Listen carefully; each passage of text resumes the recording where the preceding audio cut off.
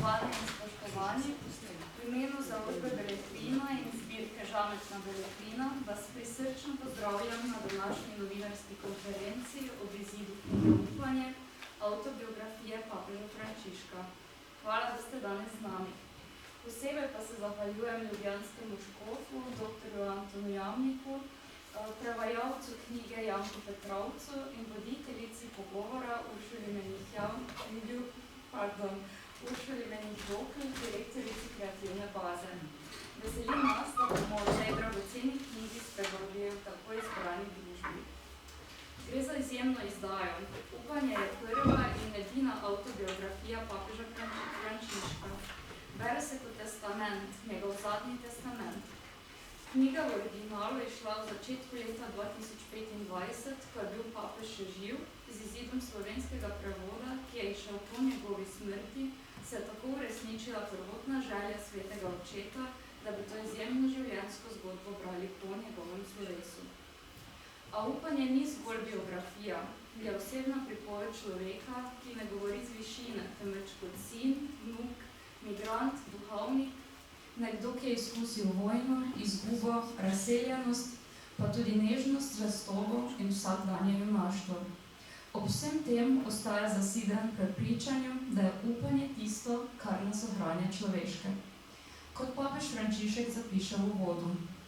Upanje ima lastnost gibanja in je gibalo sprememb. Upanje je napetost, ki spomin in utvarja združuje v sanje o prihodnosti. In ko sen oslabi, se kaže vrniti, ga znova odsanjati v novih oblikah ter z upanjem zajeti iz vodnjaka spomina. Papež Frančišek je bil vse življenje zvest ideji bližine. Bližine z ubogimi, z ljudmi na robu, pa tudi z resnico, če tudi kdaj tudi neprijetno. Skozi svoje darovanje in pisanje je skušal ponovno dati glas tistim, ki ga pogosto nimajo. V tej knjigi ga spoznavamo v njegovi ranljivosti, spominu in viziji sveta. Ta knjiga pa vključuje tudi bogato slikovno gradivo, več kot 40 fotografije noter, med njimi številne iz osebnega arhiva. Njena poglavja se raztezajo od otroštva in družinskih korenin do premislekov o vojni, cerkvi in sodobnem svetu. Vedno znova pa se vrača k temeljnim vrednotam, sočutju, odgovornosti in miru. Za založbo Beletrina je ta knjiga več kot le pomembna izdaja. Gre za besedilo, ki presega okvire vere in institucije, nagovarja namreč človeka kot bitje, ki išče smisel, skupnost in srčnost. Posebej nas veseli, da je knjiga išla prav v zbirki Žametna Beletrina, kjer izhajajo knjige z glasom, knjige, ki govorijo prodorno. Velika zahvala gre prevajalcu Janku Petrovcu, ki je knjigo prevedel z občutljivostjo in zvestobo izvirniku. Njegov prevod ohranja jasnost in bližino tona, zaradi katere glas papeža v slovenščini deluje naravno in osebno. Torej, naj upanje najde svojo pot, ne le do knjižnih polic, temveč tudi v pogovore, v premislek, tišino branja in skupna prizadevanja, da bi ostajali odprti drug do drugega. Sedaj pa besedo z veseljem predajam današnjim sogovornikom in se še enkrat zahvaljujem, da ste se danes zbrali. Hvala.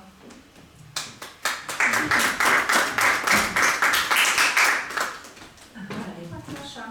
Še moj pozdrav sogovornikoma. Tjaša je že tako v uvodu povedala, da jaz vseeno vas pozdravljam še enkrat na tem nekako kratkem druženju danes, ko bomo spregovorili o knjigi, pa vendar verjamem, da navdihujočem in zanimivem, že zaradi imen sogovornikov in pač avtorja knjige je to nekako zagotovljeno. Gospod Petrovec, vi ste bili prej 8 let v Rimu, spremljali ste tudi dogajanje in življenje v Vatikanu, delo papeža, srečali ste se tudi z njima. Vendar se je prvič v zgodovini zgodilo, da je nastala avtobiografija papeža. In prvič se je zgodilo, da je objavljena za času njegovega življenja. To se je zgodilo januarja letos, v izvirniku je šla torej knjiga v italijanščini, z naslovom Sfera. Kako se je takrat javnost odzvala? Niste bili več v Rimu, ampak zagotovo ste spremljali, ker je hkrati šla še v 80 drugih državah. Ja, torej, lep pozdrav še z moje strani. Evo prav. Lep pozdrav še z moje strani, hvala za pozornost.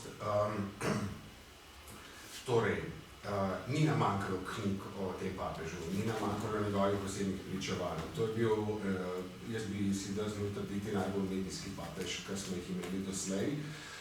Še več, bil je papež, ki bil sam svoj PR-ovec, v veliki meri je sam dirigiral, komu bomo dali intervju, kdaj mu ga bomo dali, na kak način mu bomo dali in tako naprej. Dostikrat je sam poskrbel za to, da so neke, kako ne rečem, podrobnosti iz notranjega življenja njegovega upravljanja s cerkvijo šle v svet. Zakaj je to počel? Lahko, zdaj, če smo nekoliko ironični ali cinični, ne, bi lahko rekli, da je papež Frančišek druga plat medalje sodobnega populizma. Ne? Druga plat, če je prva plat Trump, recimo, ali pa Berlusconi. Je pa seveda res tudi to, da je on en človek, ki je preko te medijske odmevnosti vedno znova segal do zadnjega. Ne? Se pravi, hotel je nagovarjati vso skupnost, ne? Hotel je neposredni stik z ljudmi in pri tem je dostikrat bilo videti, kot da mu je vsa struktura cerkve, ki je bila oblikovana skozi stoletje, bila skoraj v napoto.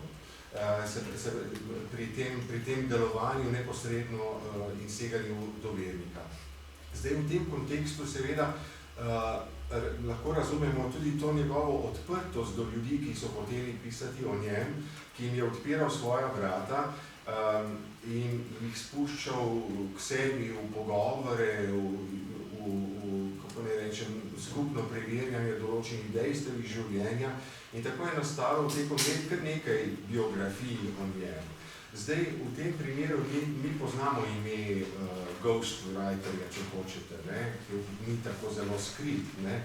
Karlo Muso je izjemno, se pravi, bomo rekli, katoliški novinar, pa potem dolga leta založnik, človek iz branže, ki je opravil ogromno pogovorov s papežem, skupaj sta urejala in nekako organizirala celotni material te knjige.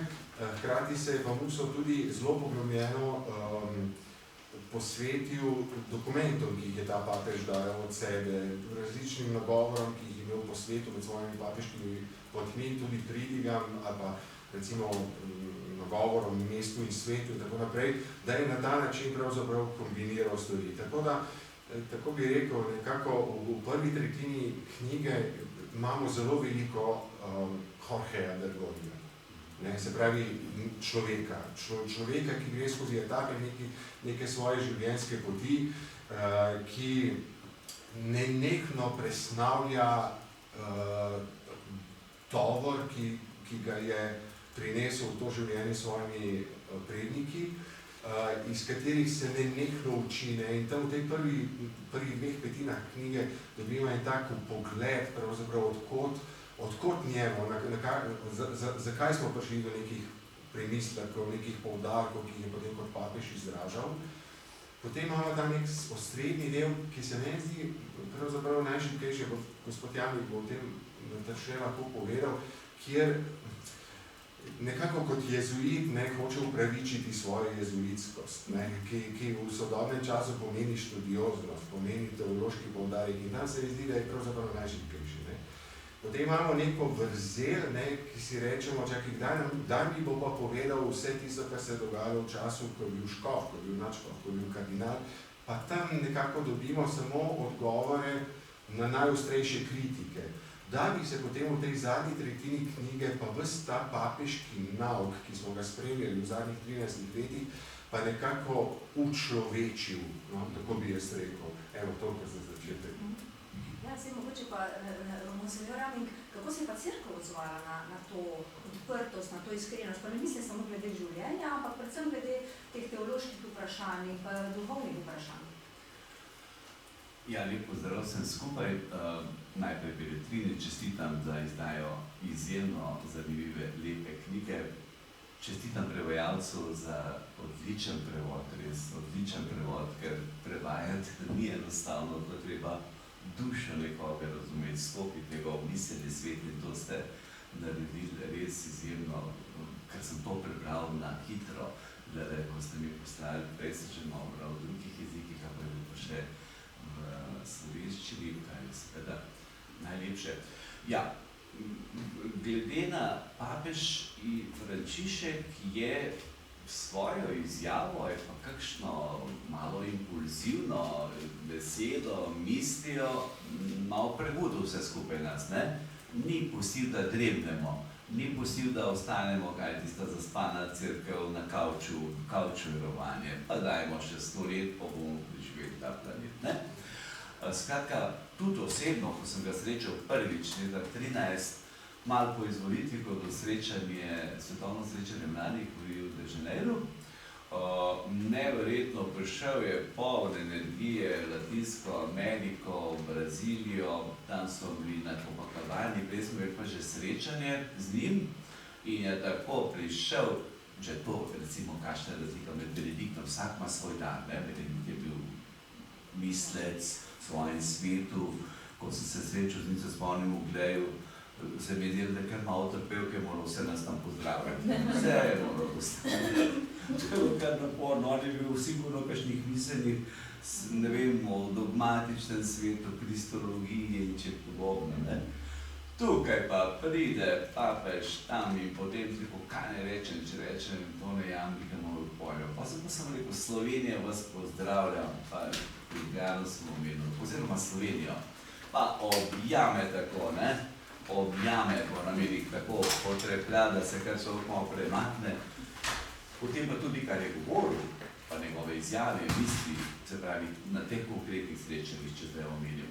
Dokumenti, ki jih je napisal, je malo razlike, ne? Če je imel dokumente, so vendarle pogledna neka redakcija, ekipa, kongregacije, tako da tisto uredijo, ampak je tudi tukaj dal take impulze, recimo te je ravno 10 let okrožnice Laudato Si, o stvarstvu.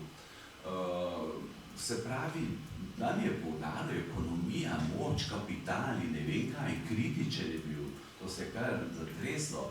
Ali pa ko je omenil, ne vem, se pravi, to so dokumenti, če pa tako govoril pri kakšnem, recimo, rimskim kongregacijam, vatikanskim uslužbencem, pa se spomnite tistih bolezni, pa virusov, pa vsega tega, kar je, ne, ulala, tisto smo kar gledali, ne, to se je kar pošteno završalo, ne, gospod Janko bo videl zelo dober, ne. Kar pustim. Ja, ne, mislim, to je ta figura, ne. Ta človek je bil zelo neposreden. Jaz imam enega prijatelja, ki se imenuje Salvatore Cernuccio. Salvatore je bil kolega vatikanist in je delal na Republiki, potem je pa nekaj let nazaj presedlal na Vatikan News. Se pravi, je šel v novinarski pogon vatikanskega propagandne mašinerije, da tako reče. On je izjemno veren človek, ima mislim, 5 otrok, in on je potem kot novinar Vatikan Newsa prišel pravzaprav tedenski, če ne celo dnevni stik s papežem. On je pripovedoval, recimo, da ker papež Frančišek je ves čas iskal posameznika, ne? In Salvatore je bil eden od tistih ljudi, ki jim je Frančišek sledil. Recimo je bilo neko javno srečanje, tam so bili neki novinarji, bilo je 100 ljudi, on je pogledal njega, se obrnil stran od mikrofona in rekel Salvatore, kako je tvoja banda? Ne, recimo, banda je bilo za 5 otrok, ne, in tako naprej, ne, in Salvatore je bil malo zadrejal, sveti oče, vse v redu, ne, in tako naprej, ne, ampak recimo se spomnite njegove zadnje bolezni, ko je bil v bolnici Gemelli, ne, in prvič, ko se je pokazal na balkonu, ki je v bistvu sam pozdravil vse ljudi in potem je videl gospod z rožami, kasneje smo zvedeli, da je šlo za eno Argentiko, ki mu je vsak dan nesla, pač poslala rože gor. In on je v tistem trenutku videl njo in se je obesil na njo, se pravi, ona meni daje moč v tem trenutku, ne. In to se mi je zdel tak zelo človeški trenutek. Pa spomnite se leta 17, ne, je prišel predsednik Trump z Melanijo, prvič na obisk, ne. Jaz se spomnim, mi smo bili tam, 200 nas je bilo, vedeli smo, da ne bomo nič dobili, razen uradnega sporočila, in potem takrat, ko je prišel tisti trenutek po koncu uradnega srečanja, se pravi, ko predsednik gost predstavi svojo ekipo in tako naprej, kaj se takrat zgodilo? On je dal roko Melani Trump in je rekel, kaj mu dajete za jest, potico? Ne?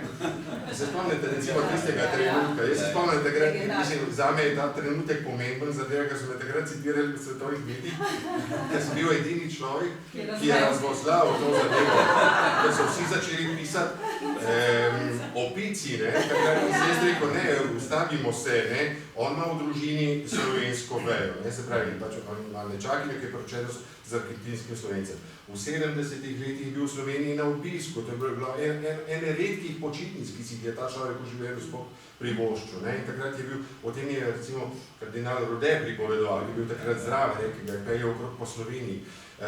Naši diplomati so mu vedno pošiljali potice za vsak praznik. Jaz bil edini, da jaz bi imel orodje, da bi razumel, da je on rekel Melani potica. Ampak veste, ne, se pravi, to so ti drobci, ne, to so ti človeški drobci. Po drugi strani imaš pa ta isti človek, je pa vsak dan bil v neki situaciji, v kateri je nekaj tisoč ljudi okrog njega delovalo, znotraj neke hierarhične strukture, ki je bila postavljena v feudalizmu in na vrhu katere je bil on, ki v končni fazi, če hoče, ima čisto vso oblast. In ta človek v tistem trenutku, ko je ugotovil, da ga hoče nekdo željega čez vodo pripeljati, v tistem trenutku je rekel, pafa. In je znal odsekati tako, da je bolelo vse okrog njega. Ja, natančno tako ta impulzivnost, neposrednost, recimo še en tak primerno, ko smo imeli obiska Dimina, pridemo si Škopje, so obiski kongregacij, potem pa tudi pri papežu 2 do 3 ure, približno 2 uri dobro, predvideno. In vsaka svoje področje, ki ga predstavlja, mi smo bili tam cele referate, pridemo z aktom, pa da bomo začeli. Potem je rekel, dečki, kar zaprite tole, se bomo pogovarjali. Smo kar gledali. In je bilo neverjetno, ampak tam razgledanost, jaz sem imel področje mladih pa šolstva in je citiral neke avtorje, ko sem imel pa za doktorat izga avtorja tudi nekaj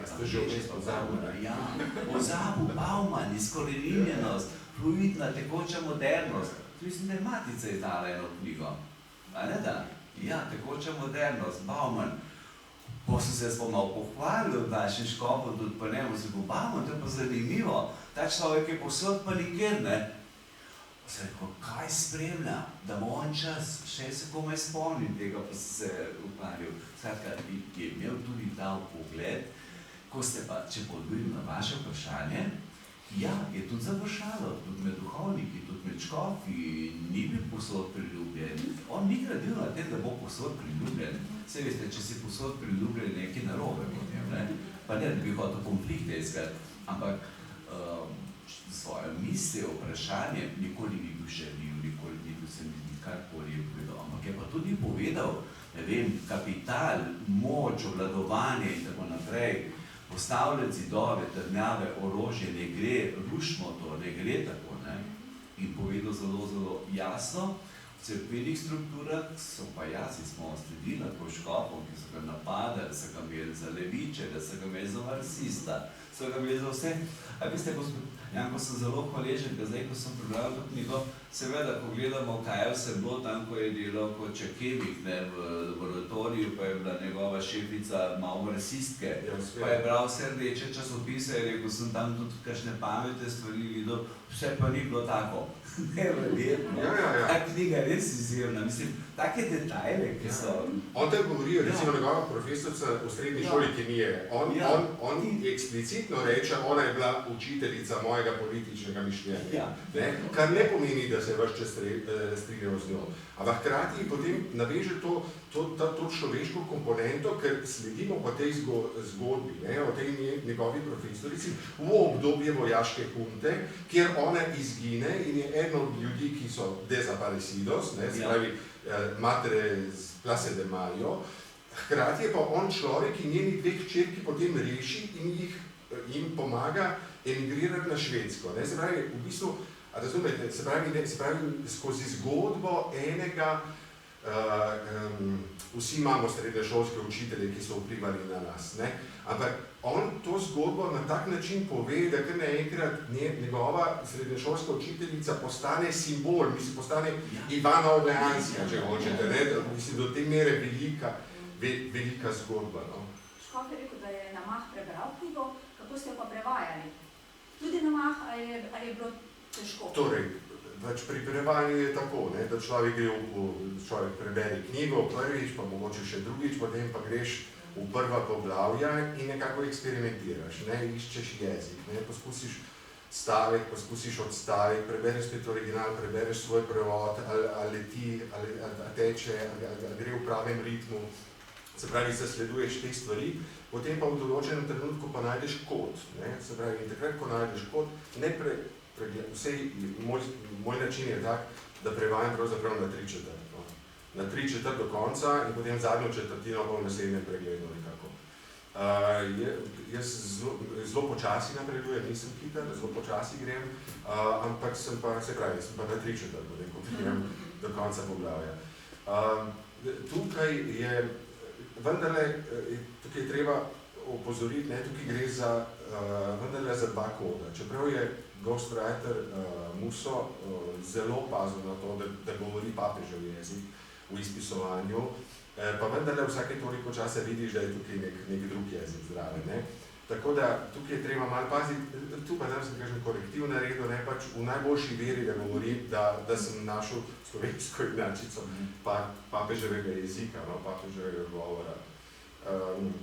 Tako da je pa seveda pač ena od klasičnih težav pri prevajanju iz italijanščine v slovenščino je to, da je italijanski jezik zelo toleranten do dolgih stavkov, ne, do pristavkov zlasti, ne, da se to se kar pač kopiči zraven, ne, medtem ko slovenščina sicer ni nemščina, ne, ampak je vendarle mnogo bolj nekako strukturiran, malo bolj tok jezik, tako da pri teh dolgih eskapadah, ki grejo čez 5-6 vrstic, da bi treba včasih kar močno poseči, ne, in si reče, tukaj bo ta stavek, to je naslednji stavek, to je tretji stavek, ko pogledaš od stavek, da si reče, ok, a teče pa vse, koliko teče v italijanščini, in potem, če nekak najdeš ta flow, ne, ta tok, potem sem ponovadi zadovoljen.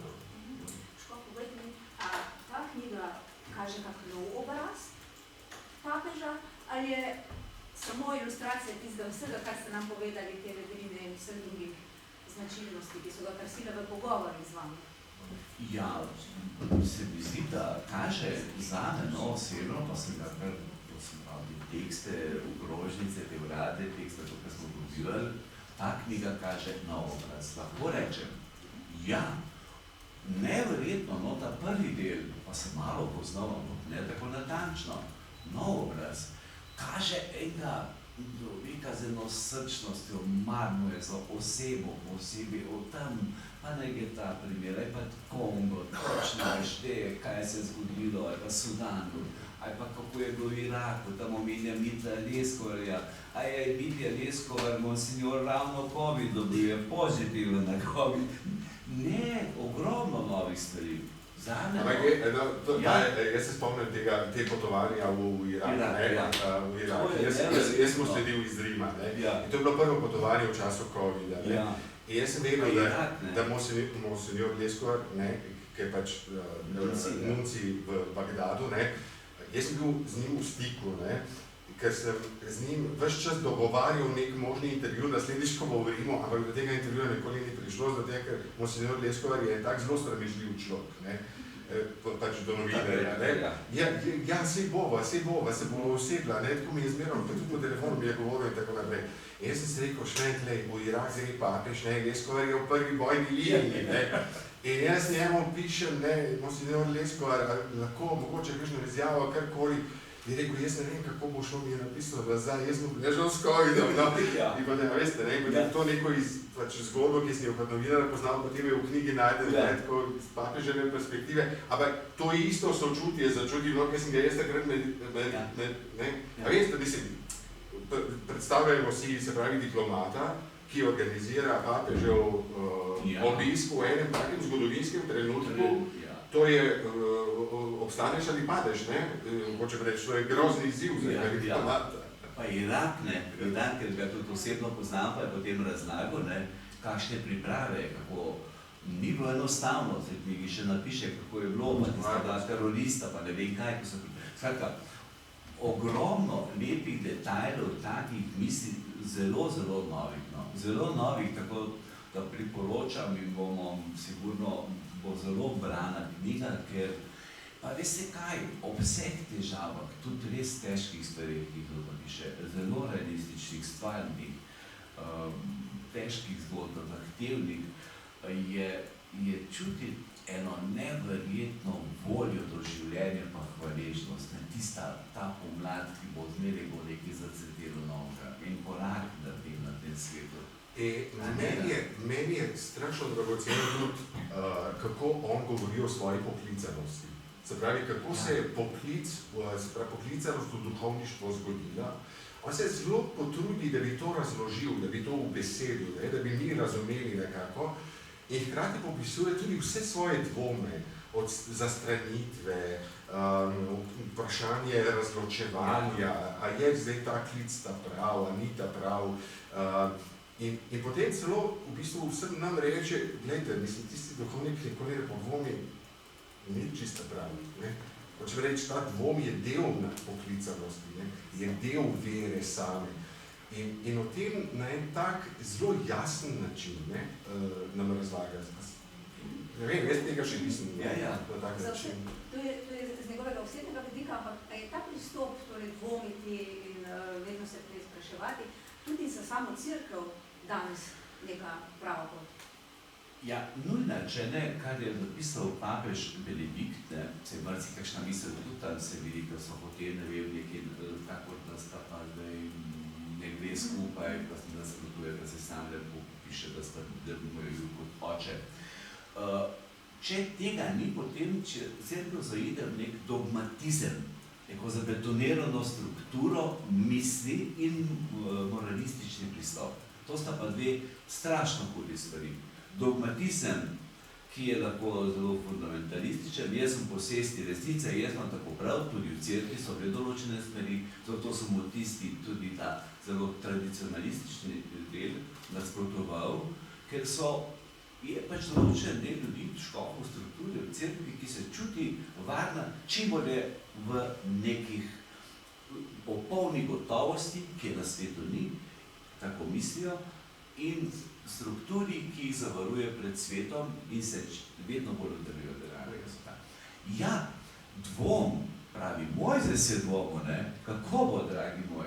Pa se, če beremo svetopisanske odlomke, pa pove, da je dvom del naše ustvarjalnosti, radovednosti, iskanja in kot pravi jezuit, kot ste omenili, ta prvi del je tudi mene kar presenetil, pravi jezuit, seveda, jezuit, misel, razločevanje, dobro, slabo, ampak ni tisti tipičen teoretski jezuit, recimo v nekem koledžu, v Angliji, pa ki je drugod, njega je ta misel.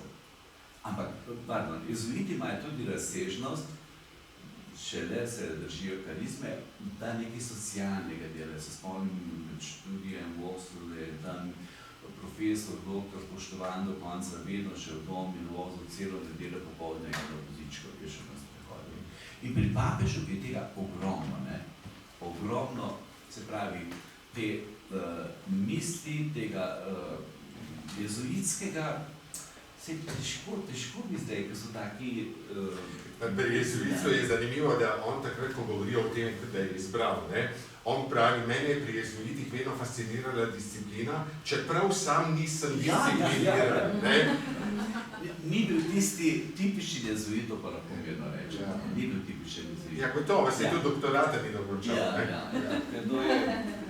Papež se v tej knjigi loteva tudi teh aktualnih vprašanj, torej vloge ženske v cerkvi, istospolnih skupnosti, tudi te duhovne osamljenosti.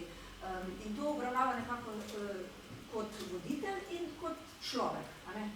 Kako je ta dvojnost pomembna, oziroma to, da prenaša to, kot smo že prej rekli, na nek individualni lik, ki postane pač simbol za vse? Lahko? Ja. Sploh ne boste vi korigirali. Ne, res, lepo prosim, dajte me korigirati. Torej, jaz bom zdaj povedal tako, kot si jaz to predstavljam. Skratka, mi smo ves čas govorili pri papežu Frančišku, eno je doktrina, drugo je pastorala. In on je sam poudarjal pastoralno vrednost, se pravi, jaz sem najprej pastir in šele potem človek doktrine. Tisto, kar se meni zdi zanimivo, je to, da je on rekel, ok, pravila so taka, ampak tukaj je pa človek. Se pravi, tukaj imamo zakone, tu imamo pa en osebni primer. In ta osebni človek ima neke osebne okoliščine in ga bomo sodili ne samo po pravilih doktrine, ampak znotraj njegovih osebnih okoliščin. Zato recimo, dostikrat smo v teh letih s papežem Frančiškom imeli občutek, da pri določenih temah, ki jih on naslavlja, izhaja iz nekega izhodišča, kje je tukaj problem. Medtem ko strukture so pa problem videle okrog njega. Recimo vzemite primer dveh istospolno usmerjenih ljudi, ki se imata rada in verjameta v Kristusa. Ona dva sta to pospravila sama. Pri sebi se držita, ne vem, nekega etičnega življenja, pomagata drugim ljudem, verjameta v usmiljenje, v ponižnost, verjameta v Boga. Zdaj, papež reče, ok, mi imamo neka pravila, ki se jih ne bomo dotikali. Družina za nas je mož in žena, ki imata otroke in živita. Tako. Ampak če imamo pa tukaj ta dva človeka, ki se identificirata v naši veri, to sta dva človeka, ki sta upravičena do Božjega blagoslova. Tako da ta distinkcija med doktrino oziroma med sistemom in posameznikom, na katero vam opozarjal, se mi zdi, da je nekako največ vredno seme, o katerem se bomo tako mi, kot znotraj cerkve, morali ukvarjati še naprej. Tudi zaradi geopolitike, zaradi tega, ker, gledajte, do zdaj smo imeli najbolj množično državo katolicizma, do papeža Frančiška je bila Brazilija. Zdaj je najbolj množična katoliška država Demokratična republika Kongo.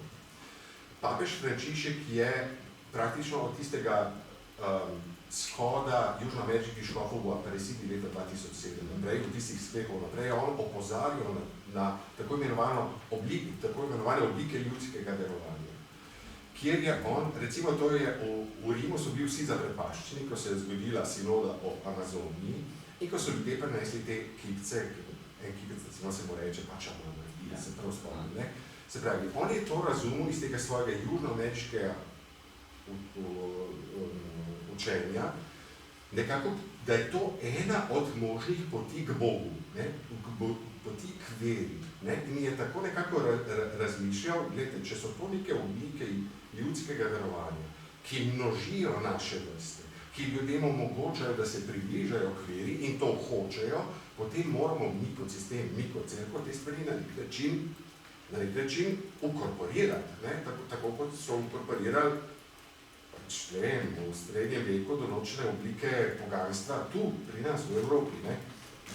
In zdaj s tem premikom, da množičnost katolicizma se seli v Afriko in v perspektivi v Azijo, bojo te linije, ki bojo drugačne, ki bojo oblikovno ali pa vsebinsko drugačne poti k Bogu, ali pa k veri, recimo, bo katolicizem se moral zelo ustvarjalno s tem ukvarjati.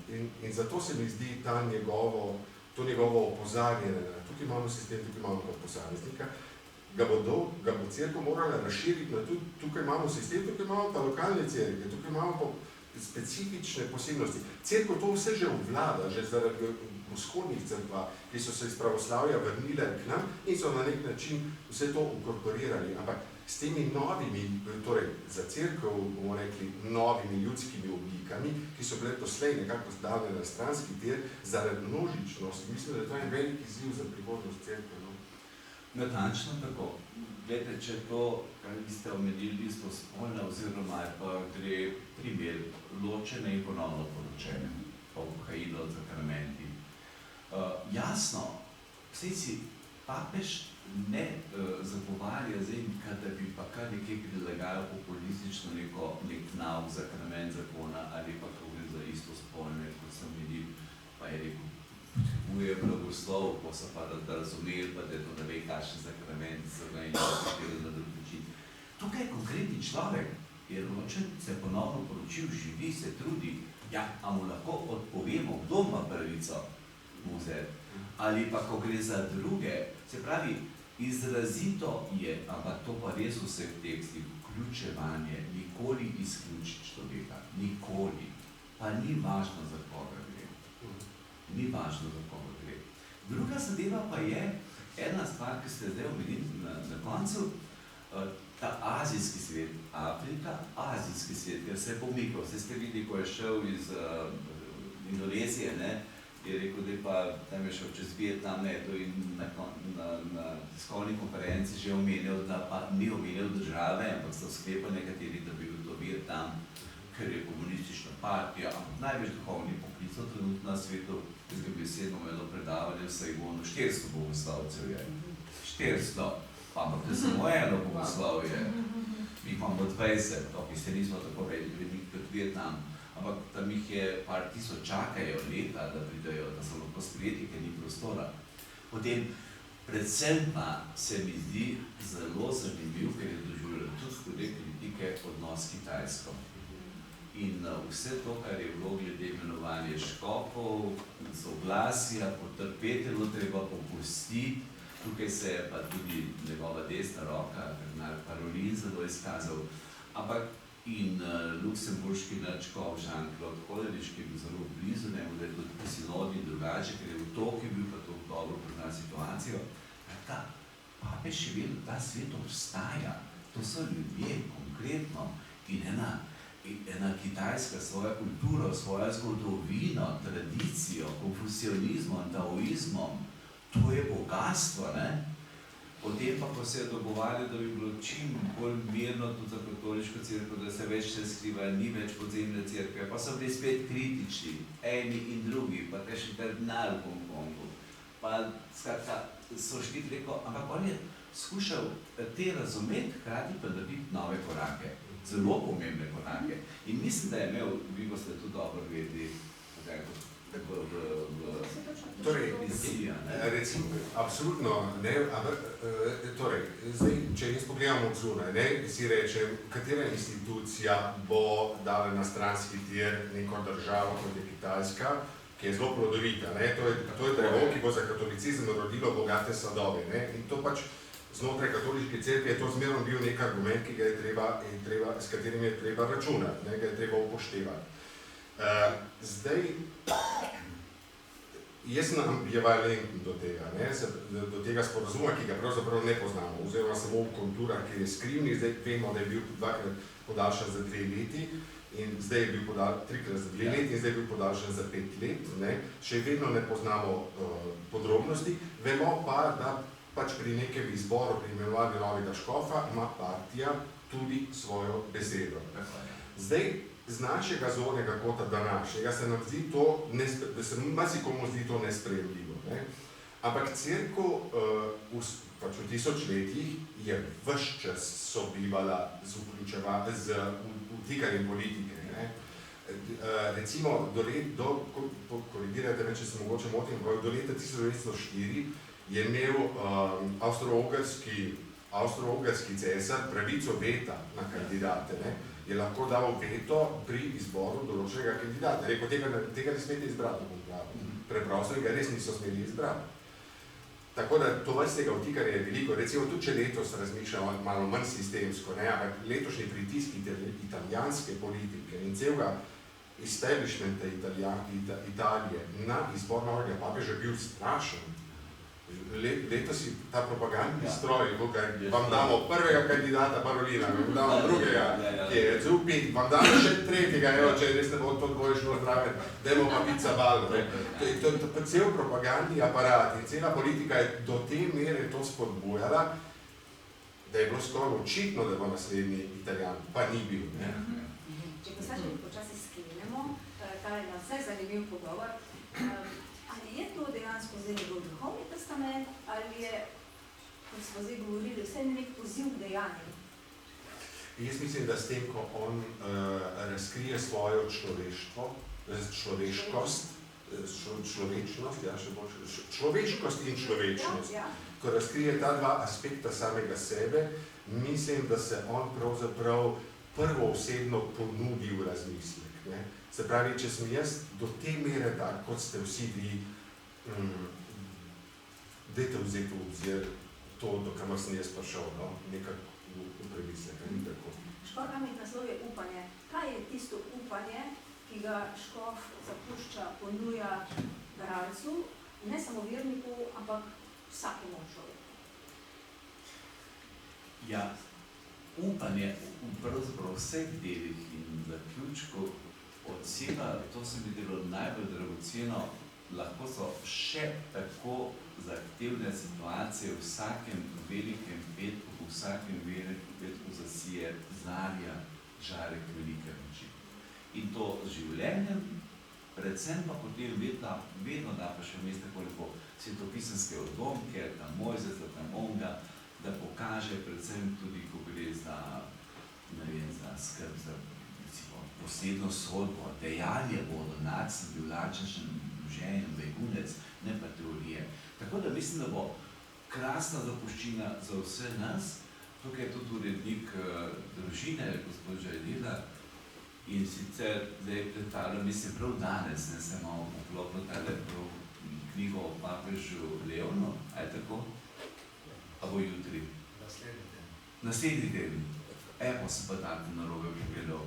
Ampak mislim, da bo to knjigo odlično za prebrati, res odlično za prebrati, da razumemo to situacijo, pa tudi, ker mislim, da bo marsikaj od tega naslednik papež Leon, ki je blizu tej misli, uresničeval najbolj na drugačen način, ampak ni take situacije, da ne bi usvetilo novo življenje, ena bilka poganjena, eno seme, ki je sicer umre, ki je zahtevna, življenje je zahtevno. On je šel v mnogih situacijah, preko res, sam sem bil, ko je bil Načkov v Renesarju, ko sem bil na obisku, pa sem šel k njemu, je skuhal dobre špagete, barila in to je bilo to, pa na vlak, pa po Renesarju zapor je šel na obisk. To ni bila neka teorija.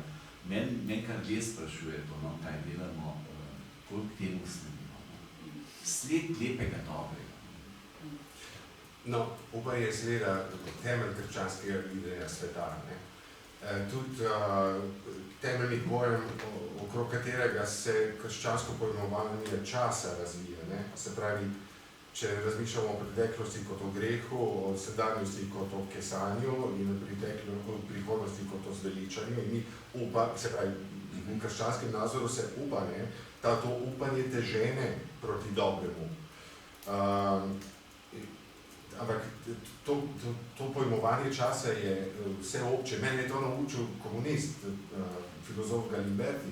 Je rekel, glej, mislim, krščanskemu pojmovanju časa znotraj naše kulture nikoli ne uideš. Poglej znanost, ne? Znanost je utemeljena na krščanskem pojmovanju časa. Preteklost je nevednost, sedanjost je raziskava, prihodnost je vedenje.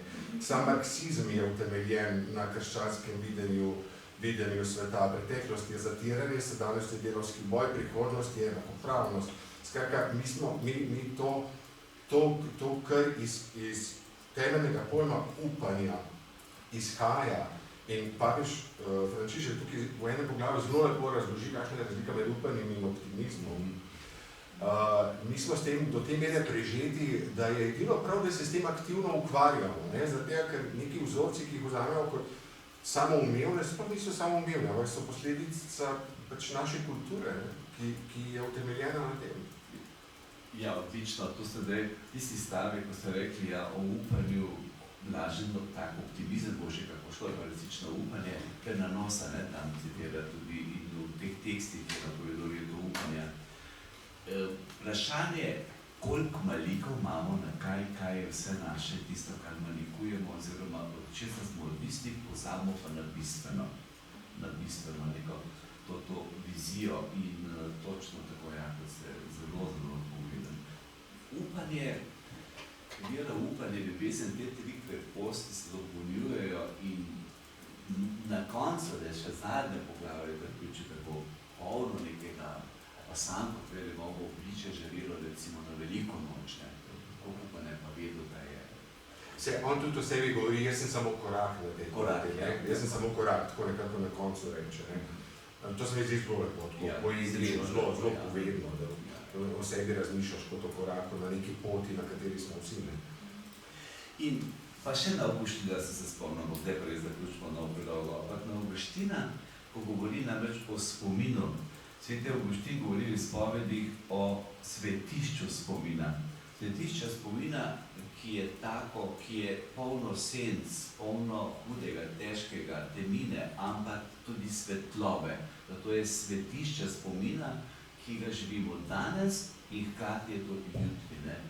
Po moje Avguština, seveda Avguština, svetišče spomina. Lahko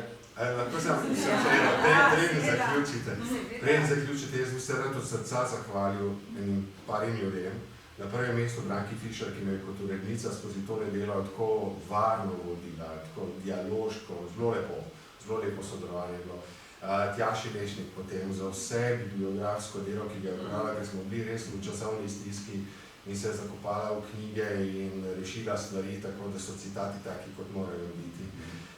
Profesor Jožetu Faganero, ki je tukaj za strokovno pomoč, in dr. Edvardu Kovaču, ki je obema pomagal tudi zato, da nismo uporabili več recimo besede novic, ker smo ugotovili, da v redovništvu danes se uporablja rajši beseda novinec. Take stvari, ker smo se pravzaprav skupaj učili in tudi lektorici, gospe Paradiš, se zahvaljujem, tako da hvala. Iskrena hvala tudi vama, ker sta razkrila to večplastnost te knjige, da dala mogoče še kak razlog, da se knjiga vzame v roke. Ne samo za tiste, ki želijo prebrati eno zanimivo zgodbo človeka, obogateno z fotografijami iz osebnega arhiva papeža, ampak tudi tistim, ki želijo dobiti kakšno globlje sporočilo o upanju nenazadnje, kot pravi sam naslov, ki je pač tista gonilna sila tudi skozi življenje. Hvala vam za udeležbo.